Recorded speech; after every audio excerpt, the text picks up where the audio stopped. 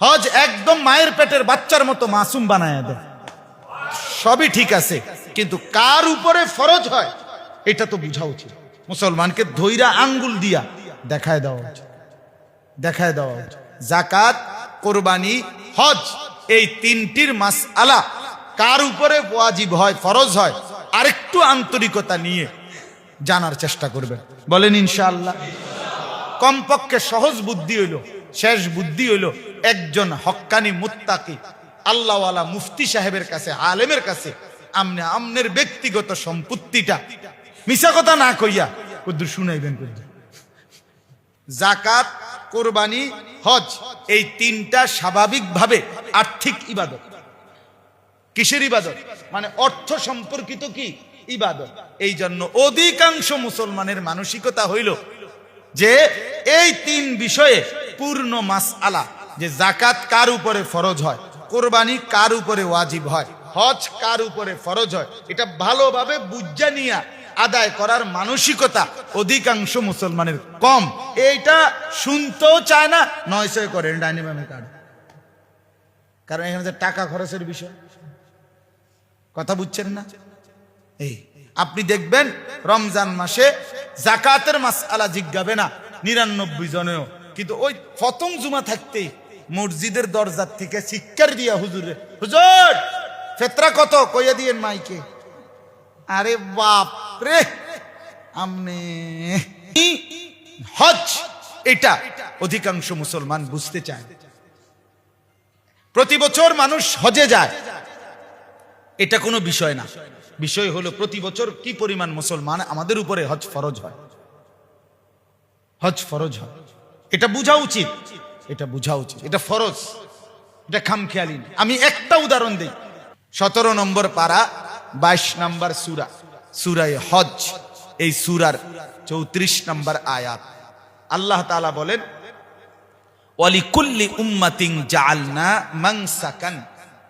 এর প্রথম কথা আল্লাহ তাআলা বলেন প্রত্যেক জাতির জন্য সর্বযুগে সর্বকালে আমি আল্লাহ নির্ধারণ করেছি, সর্বযুগের মানুষের জন্য আমি আল্লাহ তাআলা নির্ধারণ করেছি মানসাক।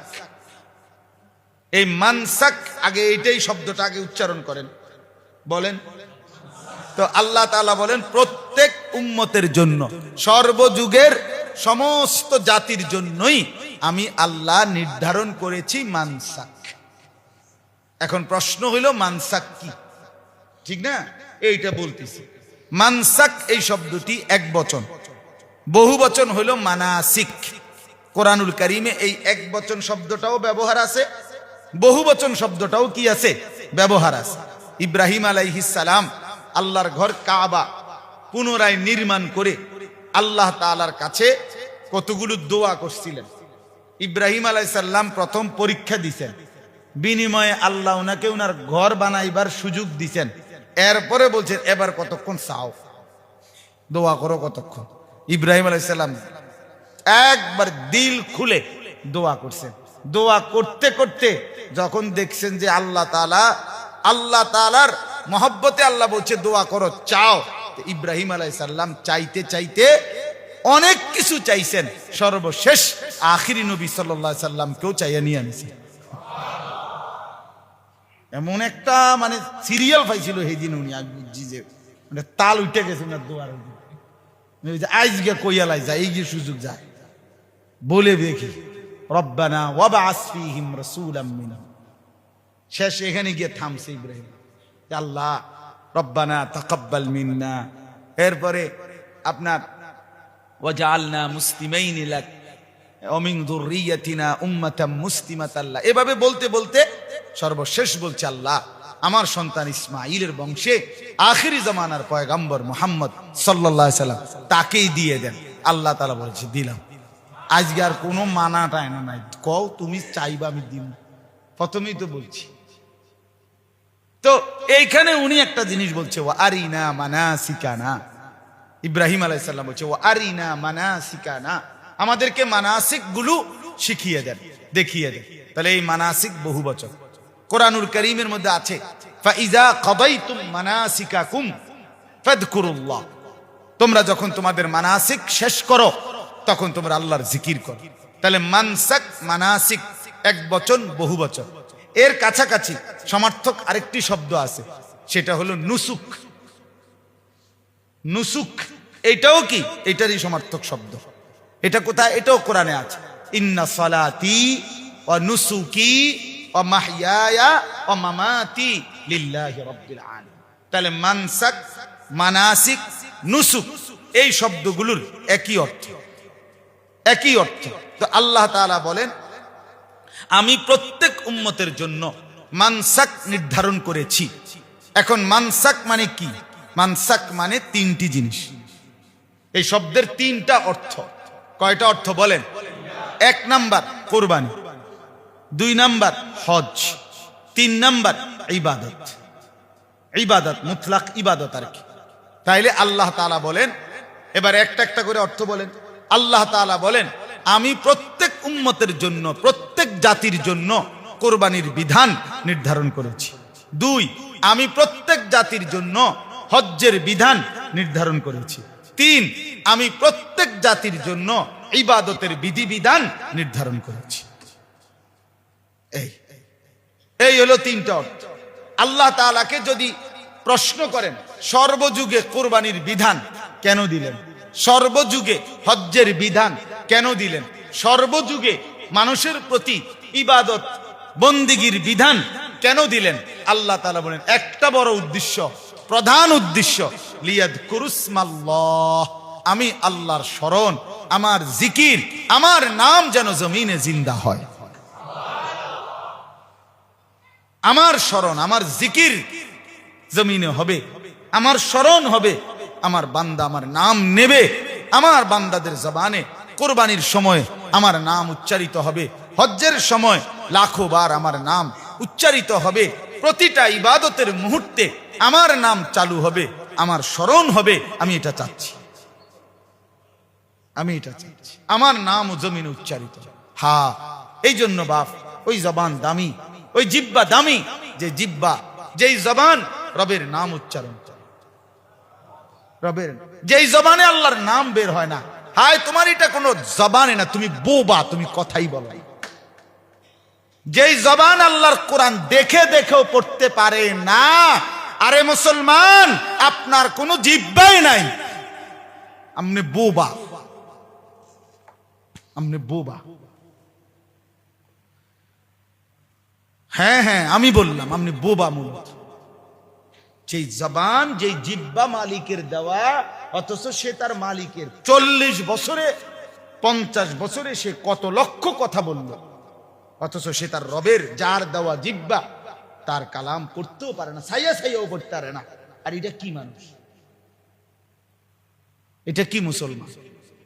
40 বছরও বিবেক জাগলো না, 60 বছরও কোরআনুল কারীম শুদ্ধ করার মানসিকতা হলো না।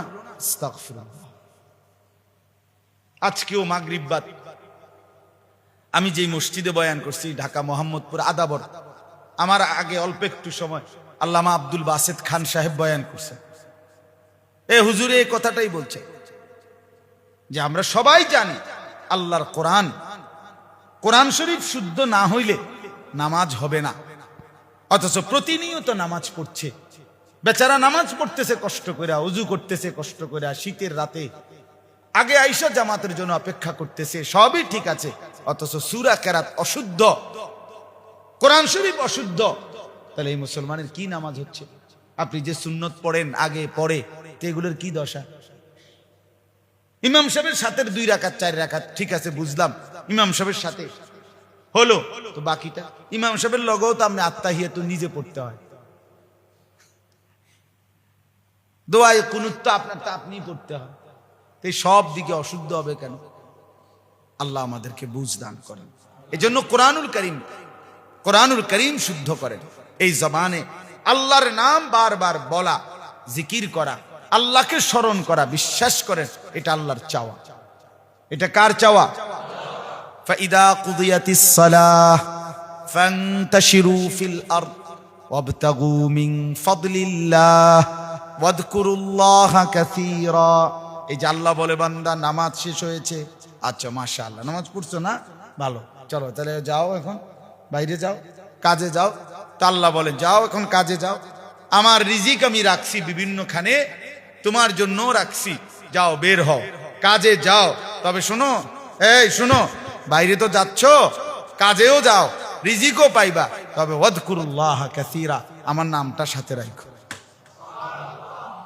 আমারের সঙ্গে রাখো, আমারের সঙ্গে রাখো। ঠিক আছে, দোকানদারি করো, ব্যবসা করো, চাকরি করো, ক্ষেত করো, খামার করো, তবে আমার নাম সঙ্গে রাখো।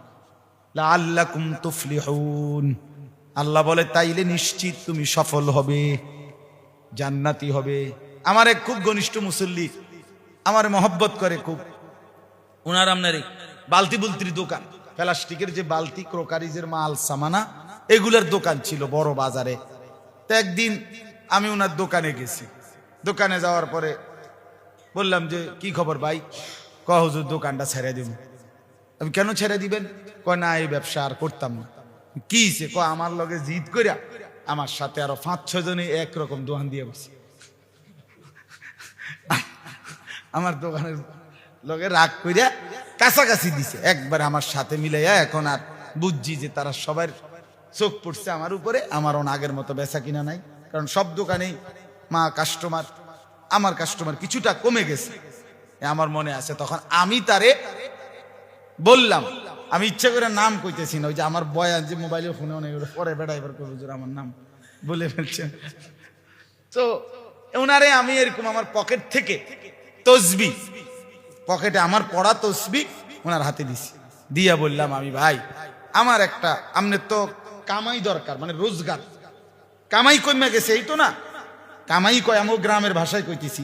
তো আমি আপনার এই তসবিটা দিলাম, প্রত্যেক দিন টাইম মতো আগের মতোই আপনার দোকান খুলবেন, বন্ধ করবেন, আর এই তসবি পড়বেন 6 তসবি, সুবহানাল্লাহ, আলহামদুলিল্লাহ, আল্লাহু আকবার, লা ইলাহা ইল্লাল্লাহ, আস্তাগফিরুল্লাহ, সাল্লাল্লাহু আলাইহি ওয়াসাল্লাম। এই 6 তসবি এগুলো পড়বেন প্রতিদিন, এই দোকানে বসে পড়বেন। তাহলে কি হবে ভাই? কাস্টমার আইলে মাল বেচবেন, দুনিয়া কামাই হবে। কাস্টমার না থাকলে তসবি পড়বেন, আখিরাত কামাই হবে। কামাই আর বন্ধ হবে না, হয় দুনিয়া কামাই নয় কি কামাই, আখিরাত। ধরেন দিয়ে গেল, ঠিক 7-8 মাস পরে বা 6-7 মাস পরে আবার একদিন আমি ওনার দোকানে গেছি, জিগাইছি ভাই কি অবস্থা, দোকান ব্যবসা? কহজুদ দোকানও চলছে খুব, তসবিও চলছে খুব, যে বেচা কিনা খুব ভালো, আবার তসবিও খুব ভালো। এরপরে আমি বললাম ভাই আমার তসবিটা দিয়ে আলান, এখন তো লাইন ফাইয়া লাইছেন আপনি, আমারটা দিয়ে আলান, আমি যেটা দিছিলাম। কয় না, এটাই তো আমার বাইক লাগছে হুজুর, এইটা আমি দিতাম না, দরকার হইলে আলগা 10টা তসবি আপনারা আমি কিনা দেব, কিন্তু আমি এই তসবি দেব না। এই জন্য বললাম, আল্লাহ তাআলা বলেন প্রত্যেক যুগে আমি কোরবানির বিধান রেখেছি, হজ্জের বিধান রেখেছি, ইবাদত নামাজ রোজা যাই রাখছি, উদ্দেশ্য কি? লিয়াযকুরুসমাল্লাহ, আল্লাহ তাআলার জিকির। উদ্দেশ্য কি? জমিনে আল্লাহর জিকির হবে, জমিনের পানি, জমিন সিক্ত থাকবে রবের জিকির দ্বারা, আল্লাহর স্মরণ দ্বারা, আল্লাহর গোলামি দ্বারা। এই জন্য বাপ আমার শায়েখ আরিফ বিল্লাহ হাকিমুন নফস আল্লামা মুফতি মুশতাকুন নবী কাসিমি হুজুর প্রায় কথা বলে যে হায় বিভিন্ন শহরে বন্দরে মানুষগুলো রাত গভীরে যেই পরিমাণ আল্লাহর নাফরমানি করে, জিনা, ব্যভিচার, অশ্লীলতা, বেহায়াপনা, মদ, জুয়া, নাফরমানির উৎসব শুরু হয়। রাত যত বাড়ে তখন নোংরামি শুরু হয়। তো আল্লাহ তাআলার আযাব তখন কাছে নেমে আসে, আল্লাহর আযাব যেন চলে আসে। কিন্তু আল্লাহ তাআলা যখন রাত 3:30 4টা বাজে, আবার মালিক যখন দেখে কোনায় কোনায় বিভিন্ন মাদ্রাসা, এই ছোট বড় মাদ্রাসাগুলোর হেফজখানায় বাচ্চাগুলো উঠে গেছে, আর রবের কোরআন নিয়ে, আল্লাহর কালাম নিয়ে হাফেজ সাহেবের কাছে সবক দিতে বসছে হেফজখানার বাচ্চারা। কসম আল্লাহ, হুজুর বলে ঠিক আল্লাহ তাআলা বলে আমি তো চাচ্ছিলাম আযাব দিয়ে ধ্বংস করে দিতে, তো তোদের কারণে পারলাম না রে, উঠায় নিলাম। তোরা যে উঠে গেলি, তোরা যে উঠে গেলি, তোরা আমার এই মাসুম বান্দা আমার কালাম নিয়ে বসলি, বিনিময় যা সবাইরে বাঁচায় দিলাম। এই জমিন টিকে আছে আল্লাহর জিকিরে, আল্লাহর কালামের বরকত। কোন সিটার বাটপার, সুদখোর, ঘুষখোর, কোন মদখোর, গাঁজাখোর, ফুট্টাখোর, বাবাখোর, কোন নেশাখোর ব্যভিচারীর জন্য খোদার কসম ভোর হয় না। ফজরের নামাজ পড়বে কিছু আল্লাহর বান্দা, তাদের জন্যই ভোর হয়, তাদের জন্য ভোর হয়, তাদের জন্য সন্ধ্যা হয়, তাদের জন্য রাত কেন অন্ধকার হয়? কিছু বান্দা তাহাজ্জুদ পড়বে এই জন্য। ওয়াল্লাযী জাআলাল লাইলা ওয়ান নাহারা খিলফাতান লিমান আরাদা আন ইয়াযাক্কারা আও আরাদা শুকুরা। রব্বুল আলামিন বলে, তিনি আল্লাহ যিনি রাত বানান, দিন বানান পর্যায়ক্রমে, খিলফাতান, একবার রাত একবার দিন, একবার রাত একবার দিন। আল্লাহ বলে কেন বানাই? এই ধারাবাহিক ভাবে রাত আর দিন কেন বানাচ্ছি? লিমান আরাদা আন ইয়াযাক্কারা, যারা যারা চায় আমি আল্লাহকে স্মরণ করতে, তাদের জন্য। আমার বান্দা এশা পড়বে, আমার বান্দা মাগরিব পড়বে, আমার বান্দা রাত্রি গভীরে তাহাজ্জুদ পড়বে। আমি যদি অন্ধকার না আনি কেমনে পড়বে? কেমনে পড়বে?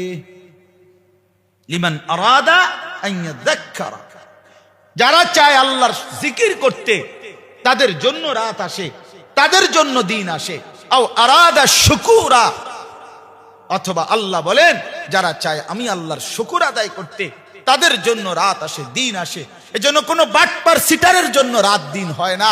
ইমানদার নামাজি আমাদের এই লক্ষ লক্ষ কওমি মাদ্রাসার তালিবে ইলম মালিকের কোরআন পড়ে, এদের কারণে সূর্য উঠে, চাঁদ ওঠে। মিয়া আমগরে করুণা মনে করে, আমগরে দয়ার পাত্র মনে করে। হুজুররা হুজুররা আপনাদের আরো ডেভেলপ হওয়া উচিত। হুজুররা মানে হুজুরের গুণ হইতে হইব, হুজুর আপনার ডাক্তারি পূর্ণ জানতে হবে, ইঞ্জিনিয়ারিং পূর্ণ জানতে হবে, অটো চালাইতে হইব, সিএনজিও চালাইতে হইব, একেবারে সব হুজুরের বেলায় আইলে এবার 14 গোষ্ঠীর সব বুঝতে হইব। কিন্তু ডাক্তার সাহেব কোরআন শরীফ না বুঝলেও চলবো, মাসলা না জানলেও চলবো, অজু না জানলেও চলবো, এবার আর কিচ্ছু লাগতো না। আমি কা হুজুর হইলাম, আমার রূপে সব চাপাই দাও না। এটা কোন বিচারের কথা? এটা কোন বিচারের কথা? এটা কিতা? সবাই বুদ্ধি দেয় মানে হুজুররা আপনারা আরো এটা জানা দরকার। ওটা মূল কথা হইলো কসম, মূল বিষয় হইলো তার কলজাটা যদি খুললা পরীক্ষা করতেন বের হইতো সে কোরআন সুন্নাহর যেটা আমরা পড়ছি এটা যে কোনো বিষয়ই মনে করে। ওরা মনে করে আমরা মূর্খ, আমগোটা কোনো পড়ালেখাই না, এই জন্য আমরা কিছুই জানি না। আরে বেটা, সমস্ত পড়াকে এখনো বলে জেনারেল শিক্ষা, আর কোরআনকে বলে বিশেষ শিক্ষা।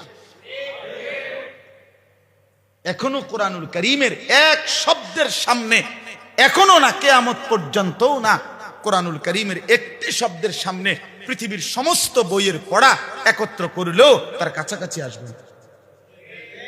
আসবে মনে করেন? পৃথিবীর সব পড়ার মধ্যে, আমি তিরস্কারের জন্য না, আমি বুঝানোর জন্য বলতেছি, পৃথিবীর সব পড়ার মধ্যে যৌক্তিক অযৌক্তিক, বাস্তব অবাস্তব দোনো কথা আছে, কিন্তু কোরআনুল কারীমের একটি অক্ষরের মধ্যে অযৌক্তিক, অবাস্তব, অবান্তর, অপ্রাসঙ্গিক কোনো কথা আছে কি? তাহলে সব কথা নিখুঁত, সব কথা যৌক্তিক, সব কথা সুন্দর, সব কথা গ্রহণযোগ্য, সেটা কোনো পড়া হলো না। আর যৌক্তিক অযৌক্তিক কথা মিল্লা যেটা, এটা খুব গুরুত্বপূর্ণ পড়া হয়ে গেল। হ্যাঁ, আমাদের দেশে সেই ছেলে কবে হবে, কথায় না বড় হয়ে কাজে বড় হবে। সুন্দর কবিতা, শিক্ষণীয়। সকালে উঠিয়া আমি মনে মনে বলি, সারাদিন আমি যেন ভালো হয়ে চলি। চমৎকার কবিতা। কিন্তু আগডুম বাগডুম ঘোড়াডুম সাজে, এ আগডুম কিতা, বাগডুম কিতা, ঘোড়াডুম কিতা? আগডুম এটা কি?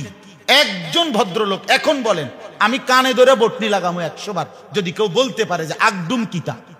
এটা মানুষ না গরু না ছাগল না প্লাস্টিক না বদনা না লোডা না হাফ প্যান্ট না ফুল প্যান্ট, কিতা এটা? আগডুম কিতা বলেন, বলেন, একজন বলেন আগডুম কি, বাগডুম কি বলেন? হাট্টিমা টিম কি? হাট্টিমা টিম, টিম তারা মাঠে পারে, এটা কি? এটা প্রাণী না জীব না জন্তু না জড় পদার্থ না অপদার্থ? এটা আফ্রিকার জঙ্গলের প্রাণী না? ওই যে এখন যে একজন গেছে এই হিমালয়ের চূড়ায় উঠছে, এই কয়দিন হয় বাংলাদেশ, হেরে কত জিজ্ঞাসা বলে হেনে কোনো হাট্টিমা টিম আসেনি?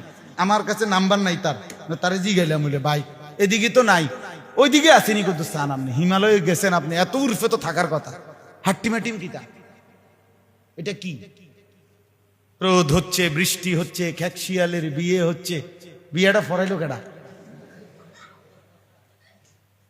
খ্যাকশিয়ালের এই বিয়েটা কে পড়াইলো? এগুলো এটা কথা হইলো যে মুখ চালু করার জন্য।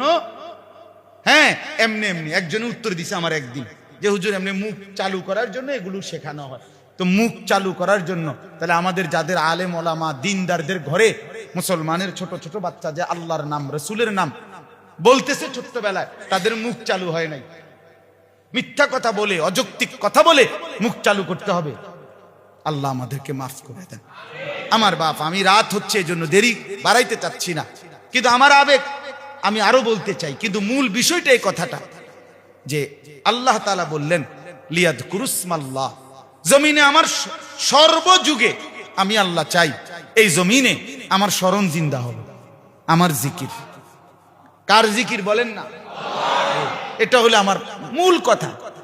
যে জবান আল্লাহর নাম নেয় না সেই জবান হলোটা কি?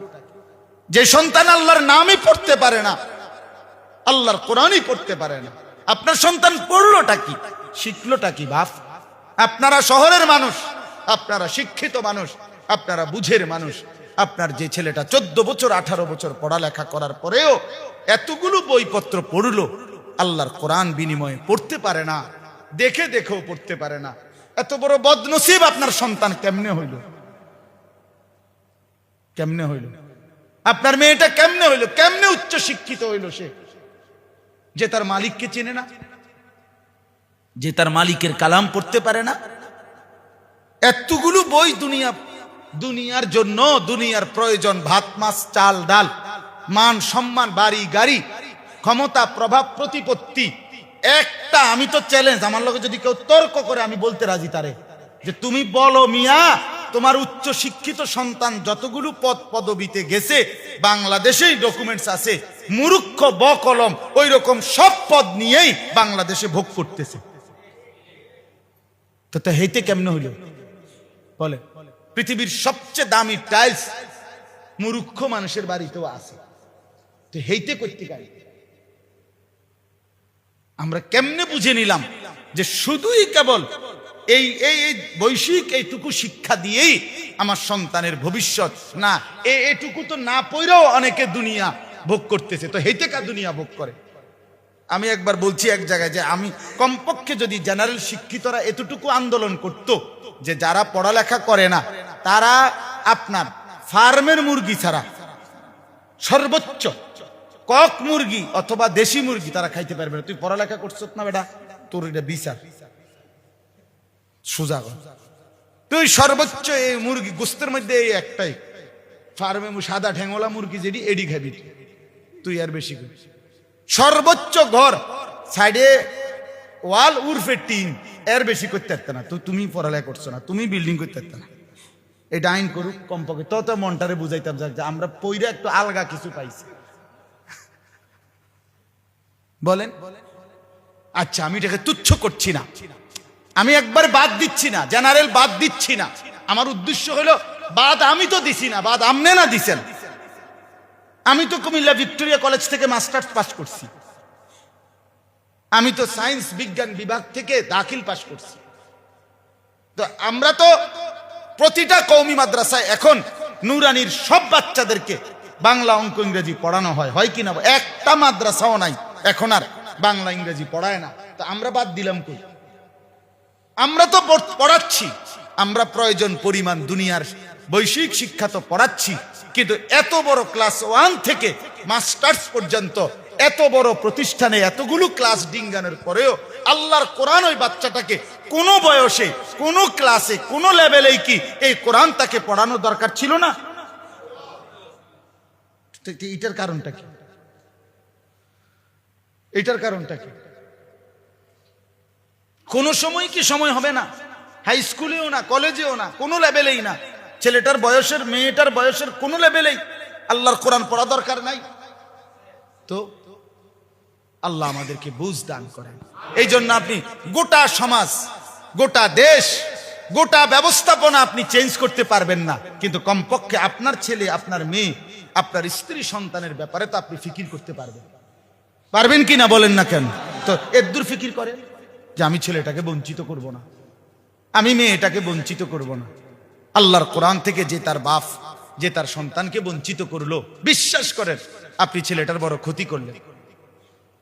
আপনি যে ছেলেটাকে কোরআন শিখাইলেন না, মেয়েটাকে কোরআন শিখাইলেন না, আপনি বড় ক্ষতি করলেন। আপনি জালেম, হাসরের ময়দানে আপনি বেইজ্জতি হবেন, কোনো সন্দেহ নেই। আজকে বললাম কোনো সন্দেহ নাই বাপ, ওই মা বাপ লজ্জিত হবেই যে মা বাপ তার সন্তানকে ছোটবেলায় আল্লাহর কোরআন শিখায়, দিন শিখান নাই। আপনি বেইজ্জতি হইবেন, আমনে কইলাম আমি না, বেইজ্জতি না হইলে আপনি আমারে কই, আপনি লজ্জিত হবেন। আল্লাহর কোরআন দিন শিখান নাই কেন? সন্তান ডাক দিবে আল্লাহর সামনে, আল্লাহ আমার মা বাপকে যাদের কারণে আমি ধ্বংস হলাম, যাদের কারণে আমি জাহান্নামী হলাম, অগরের সামনে আনেন।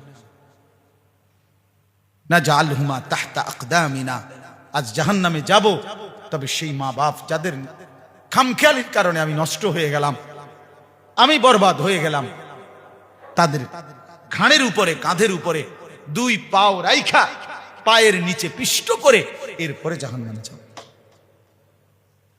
আল্লাহ আমাদেরকে মাফ করে দেন। আল্লাহ আমাদের প্রত্যেকের সন্তানদেরকে দিন দান করেন, স্ত্রীদেরকে দিন দান করেন। এবার শেষ কথাটা আসেন, একটা কথা আমি শুধু তিনটা কথা আপনাদের সামনে বলা হইল। একটা হলো কোরবানি, একটা হলো হজ, একটা হলো ইবাদত। তো হজ এবং কোরবানিকে যদি ইবাদতের মধ্যে ঢুকান, তো এক কথায় দাঁড়ায় এটা যে মানুষ মাত্রই আল্লাহ তাআলা সর্বযুগে মানুষের জন্য আল্লাহ তাআলা ইবাদত নির্ধারণ করেছেন, ঠিক কিনা বলেন? এটাই আমার শেষ প্রসঙ্গ। তো মানুষ মাত্রই ইবাদত করবে, ইবাদত করবেই। এই জন্য আজকে এই কয়জন বাবা ভাই, আপনাদের কাছে আমার বিনীত অনুরোধ, আবারও আপনারা নিজের এইটুকু বুঝে নেন যে ইবাদত বিহীন মানুষ হয় না। ওমা খালাকতুল জিন্না ওয়াল ইনসা ইল্লা লিয়াবুদুনের অর্থ কিন্তু এটাই। এই নফি ইস্তেসনা, নফি ইস্তেসনা হসর বুঝায়, সীমাবদ্ধ বুঝায়। এই মা এবং ইল্লা এখানে নফি ইস্তেসনা, অর্থাৎ আল্লাহ তাআলা, এটা আরবি গ্রামারের একটা নিয়ম। আল্লাহ তাআলা বলেন আমি মানুষকে বানাই নাই আর কোন উদ্দেশ্যে, বানিয়েছি শুধুই এক উদ্দেশ্যে, সেটা ইবাদত। অতএব যে মানুষটা ইবাদত করে না, যার দ্বারা ইবাদত হচ্ছে না, সে কোনো মানুষ না। সাফ কথা। এজন্য আমি নিয়মিত বলি যে নওজোয়ান যাদের কপালে সেজদা নাই, তুমি কোনো মানুষ না, তুমি মানুষ না। যে নারী সেজদা দেয় না, যে নারী আল্লাহর বিধান মানে না, সে মানুষ না, সে মানুষ নয়। বলে তো সে কি? আল্লাহ তাআলা কোরআনে বলছেন, সেটাও নফি ইস্তেসনা দিয়া বলছেন, ইনহুম ইল্লা কাল আনআম, তাদের পরিচয় আর কিছুই নয়, শুধুই জানোয়ার, শুধুই জানোয়ার, শুধুই জানোয়ার। ইনহুম ইল্লা কাল আনআম। আমি তো এই জন্য হুজুর ডাইরেক্ট বলি, যেই ঘরে মুসলমান মা বাপ জীবিত থাকার পরেও যেই ছেলেটা খোদার 365 দিনে কোনদিন ফজরের নামাজ পড়ে না, মেয়েটা ফজরের নামাজ পড়ে না, এরা এই বেনামাজি নাফরমান, এটা কোনো মানুষ না, এ ঘরে মানুষ না। এটা বলে তো এতে কি? এইটা হলো ডোমেস্টিক এনিমেল। আমি বাইর করছি, চিন্তা করে, গৃহপালিত প্রাণী মানে এই বাড়িতে গরু পালে, ছাগল পালে, হাঁস পালে, মুরগা মালে, তার মতো অপদার্থকেও পালে। এটাও একটা ডোমেস্টিক অ্যানিমেল। যদি জঙ্গলে থাকতো তাহলে না কইতো বন্য প্রাণী, যেহেতু বাইত পালে এটারে, এই জন্য এটা ডোমেস্টিক অ্যানিমেল, গৃহপালিত প্রাণী। ওই প্রাণী গরু ছাগলটাকে খল্লি ভুসি ঘাস খাওয়ায়, আর এই প্রাণীটাকে ভাত তরকারি খাওয়ায়, এই তফাৎ। নাই তো কি? বলেন ইনসাফের কথা, বলেন ইনসাফের কথা বলেন। এই জন্য আল্লাহ তাআলা বললেন প্রত্যেক জাতির জন্য আমি কোরবানির হুকুম রেখেছি, হজ্জের হুকুম রেখেছি, ইবাদতের হুকুম। অতএব ইবাদত, বন্দিগি, গোলামি, সেজদা, বিশ্বাস করেন এটা মুমিনের সিফাত, এটা মানুষের পরিচয়, মানুষের স্বভাবজাত পরিচয়। ইবাদত বিহীন মানুষ থাকতে পারে না। আপনার ছেলেটা নামাজ পড়ে না, এ সুস্থ স্বাভাবিক কোনো মানুষ না। আপনার মেয়েটা পর্দা করে না, সে সুস্থ স্বাভাবিক কোনো মানুষ না। আপনার স্ত্রী দিন মানে না, সে সুস্থ স্বাভাবিক কোনো মানুষ না। আল্লাহ আমাদেরকে বুঝ দান করেন। এবার মনে করেন যে ওই প্রথম যে দুইটা আলাদা বলছে, কোরবানি এবং হজ, এই দুইটার এখন মৌসুম, ঠিক কিনা বলেন?